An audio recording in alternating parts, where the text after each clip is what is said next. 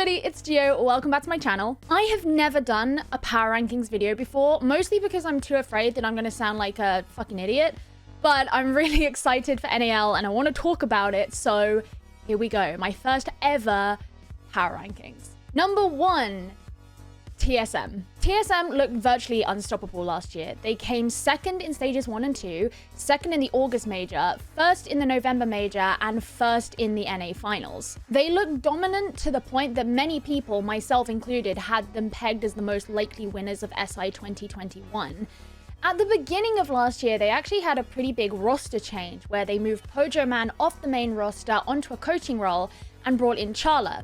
And a lot of people had a lot of doubt about this. But I think Charla more than proved himself throughout the course of the year, and now they're in a position where they are the only NAL team to have not made any roster changes, and that gives them a lot of consistency and good foundations from which they can grow.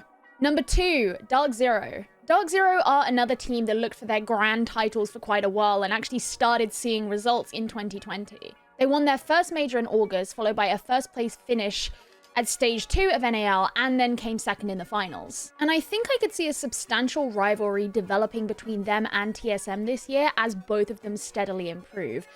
Them getting rid of Hot and Cold was a real big surprise to many people, but we are yet to see if the onboarding of NJR is going to give them what it is they're looking for. The prospect of him duoing with Hyper is actually pretty freaking scary, but there is still the issue of seeing how synergization has happened, how that's going to be built, especially in a roster that has been used to, for a very long time, a specific dynamic. Number 3, Disrupt Gaming. This one I was a little bit tentative on. DG obviously won the NSG Dark Zero Pro-Am, but I don't think that's necessarily an accurate representation of the NA scene as a whole. Similarly to how VP won the European Open Clash last year just before EUL started, it doesn't really take into account the teams that are holding themselves back in anticipation for the league to begin. And you know, saving strats. That said, it's pretty clear that DG showed promising stuff, and I think compared to their performance last year, it was night and day, and there's plenty of time for them to grow into that and reach their full potential. The decision to put them in 3rd place, however, was a lot more to do with the next team. Number 4, Space Station Gaming. SSG are a team that I really would have wanted to have put 3rd, but I just can't bring myself to do that given their catastrophic loss of Canadian. It's very true that their analyst Luke, who is stepping in for stage 1, is a skilled player. But what Canadian offered to this team was not necessarily to do with individual performance. It was more to do with the fact that he was arguably the best IGL in the entire game. And Space Station's entire strategical identity and playstyle is predominantly facilitated by that epicenter of Canadian who can drive those decisions mid-game. I think SSG will be a very capable team, but not only will they be fighting the effects of a roster change, but I think also having somewhat of an identity crisis after having lost such an integral part of what made them them. Number 5, Oxygen Esports. Last year, OXG were that team that were good enough, but not outstanding. They got consistent 4th place spots, which was enough to keep them in the big boys club, but not really to prove much of a threat to those above them. They've also undergone roster changes, with Bio and Slash being replaced by Kino and Yoga, which is a nice mixture of fresh blood and competitive veteran. Consistency will be really important to them, and hopefully given the right time, they'll be able to cultivate that enough to be a top contender. But as for whether I see them as a top 4 team, I don't know. Number 6, Mirage Esports. Mirage are an interesting one because basically all of their accolades achieved in 2020 were achieved by an entirely different roster. When the team transferred over to what was formerly known as the US division down in Vegas, they basically dropped all but one of their Canadian players and fielded mostly a new roster. Together, they're quite a mixed bag with players from all sorts of NA teams coming together.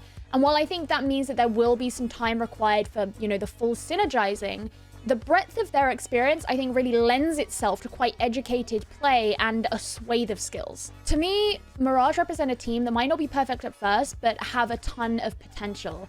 And I'm not really sure what the limit for them is yet. And I think that they're probably a team who are going to be more to look out for in stages 2 and 3 than stage 1, but I am still intrigued about how their performance will be in that first stage. Number 7, the Susquehanna Sonics. It was really hard for me to decide whether I was going to put Sonics or Beast Coast in 7th, but I went with Sonics purely because they have a lot more tier 1 experience, and I think regardless of how naturally skilled and impressive the performance of Beast Coast has been over the course of the last year, going into tier 1 for basically the first time is still going to be a grueling experience, and I would imagine there'll be learning curves in places that they haven't really anticipated, which could even be outside the server. I mean, Sonics could also have stumbling blocks. They've infamously been a team that have chat a lot of shit for very little result, which I think people get too pressed about because it's funny, but it means they're still yet to prove themselves and their proclaimed potential in the NAL. Super is going to be IGLing a team of players who have all come into this squad together from another team, so in a weird way, he's going to be the odd one out, and if he can tap into them and figure out what works for them and what makes them tick, then I do think that Sonics have a lot of potential, but we have to see if that's even going to happen that well first. And even then, I just don't have a lot of faith that they can top other teams in this region. Number 8, East Coast. I mostly said it already, but Beast Coast are the new kids on the block, and they need to go through the meat grinder of tier 1 before we can definitively say how they're going to stand up to the competition. They came 2nd in Challenger League and 5th to 6th in the Pro-Am, and I think there's a ton of potential there. And I have to say, I'm really excited to see these players develop themselves as faces in the scene and how the story of this team evolves. Probably more than I am about seeing how good they are, because I think that will take time to really settle and develop before we really see what they have to offer. But this is going to be where it gets hard, and I am reluctant to overestimate their capabilities before I've actually seen them for myself. And lastly, number 9, Xset. Xset are pretty unproven. Between all the players, they actually have a ton of experience, but not many achievements to speak of. I actually think they could become a pretty cool team from a branding perspective, especially considering how controversial a figure Yardi, or Drip, has become over the years. And if it does transpire that their results are subpar, I would like to see them lean into that brand and personality, because I think this could be a really fun team. But together, they just don't have enough achievements to make me feel like they could outclass the other teams in the NAL. Plus, because they're a new roster, once again, it comes down to that going through the development process of tier 1. And again, I think this will be a team that we can judge a lot better tail end of stage 1, over in stage 3, maybe not so much here in stage 1.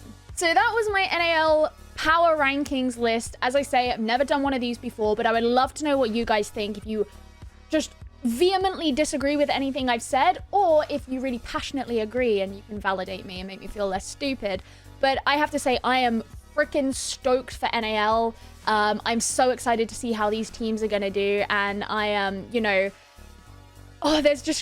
it's going to be such a dynamic change. I think there will be a dynamic change within NAL compared to what we see last year, and that is what I'm excited to see the results of. Either way, we're going to have to wait and see how it all turns out. The first playdate is today, so but I hope you guys enjoyed this video. Let me know what you think, and I will see you very soon. Good.